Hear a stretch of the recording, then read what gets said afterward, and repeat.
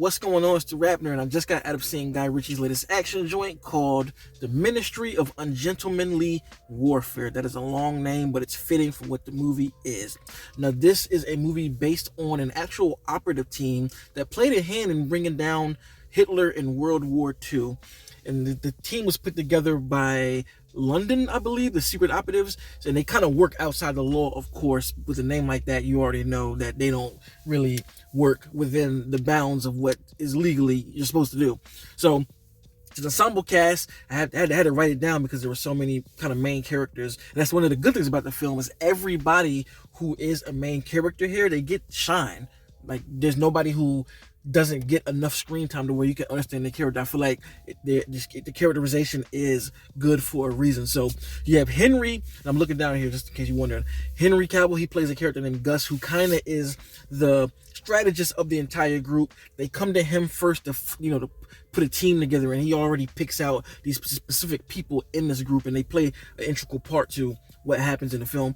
Next, you have Alan Richardson's character. I think his name is Anders, I believe, and he's my favorite character, period. Like, his humor is super on point, and the action sequences that in this film that he has, easily the best joints. He is referred to as the Hammer when they first introduce him, and you get that for a reason. That's exactly what he is.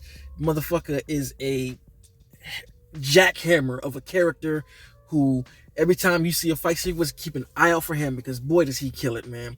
Boy does he kill it, and his humor is just super duper on point. He had me laughing the whole film. Everything that he says is just sarcastically hilarious with a bit of wit and cheekiness to it that I just find to be extremely funny, and he was hands down my favorite character. Then you have Isa Gonzalez, if I pronounced the first name wrong, excuse me, and she plays Marjorie, who is...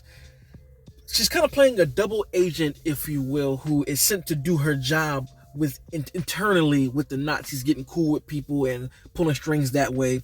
But she also shows that she is highly skilled as a soldier, and that comes in handy in the film as it goes on. Next, you have Babs. I can't pronounce his last name, so I'm not going to try to do it and butcher it. But you saw him in mad movies. He was in Doom Part 1, who fought Paul Atreides at the end. He's really doing his thing lately. Shout out to him. But here he plays Mr. Heron, and he's like this sophisticated internal double spy as well. He works alongside with Marjorie, and he's just a smooth brother, always in a clean suit, and really like another person who has contacts and links people here and there, but who also doesn't mind getting his hands dirty, and really enjoyed his character. And he kind of reminded me of like a Bond-esque character, if you will, which I think was dope. And to see him in that light, loved it. And then you have Henry Golding, who plays Freddy, who's like an explosive pyromaniac, but his character is so gentle that you wouldn't like get that off of from him. He's like super respectful, but he will blow you the fuck up, and I just love that they kind of paired that with, I don't know if that's how the guy actually was, but I thought it was cool to have such a dynamic with this character. And so the characterization here is fantastic, as you would imagine with any Guy Ritchie movie. He pretty much is able to pick and choose and put people in certain positions to make it the best as possible. And like I said, this film is action-packed from start to finish. Action-packed from start to finish. If you want some action, you're going to get a lot of it. Like, literally, the first scene that we get is action introducing all of these characters at one time. And the movie is 2 hours of just straight Nazi slaughter, and I'm here for it. Loved it. Nazi slaughter in the most stylistic way possible. It all worked for me. There were no action sequences that let me down. I mean, it has everything you could think of, from fist-to-cuff, hand-to-hand combat, to shooting large weaponry, from rifles to tanks to mines, bomb, like everything that you could imagine in an action film that has to do with whatever type of action is here. And I didn't think it was going to be that way. When I first saw the trailer, I thought it was going to be more just war, and you do get straight up war scenes, but with that you get some really stylistic action in Guy Ritchie fashion. With the timeline, there are things that happen that I love, that they'll go somewhere and you'll see them introduce a key player to somebody else, and then it'll cut back to like the past, and it'll show like Babs paying somebody off to do something, and I'm like, I really like that per se, because it's a great way of storytelling without having to do expositional dumps. The one thing about the film that I can say that I was a bit like is that the movie is straightforward, and I was looking for more conflict from the characters, if you will. I don't want to say what it is because I feel like that spoils the narrative, but I just wanted some more pushing of these characters on the journey, because I feel like everybody is so eccentric. I wondered how they would react to having something a little bit more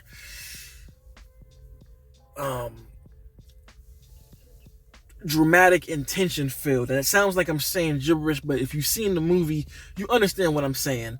The movie is kick ass, but I wanted something else as well to really push things emotionally, because it doesn't really have a lot of emotional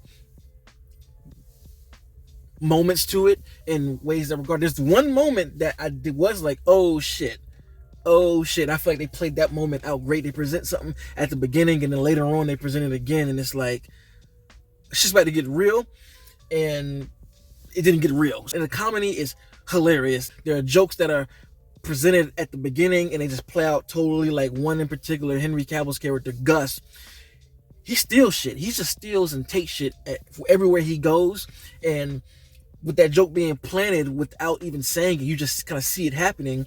It plays out and it makes it just hilarious. And it also plays into some of the missions that they go on, which I think is dope as well. So, blast of a movie. This is definitely a Blu-ray cop. I'm ready to rewatch it again because I had so much fun watching it. And if you've seen the film, let me know in the comments what you thought. Who was your favorite character? Again, mine was Alan Richardson's character, but blast of a movie and one of my favorites of the year. So let us kind of contact. Make sure to like, subscribe, and if you already are subscribed, thank you. Until next time, peace. RapNerd Productions, no capping, that's word to mommy.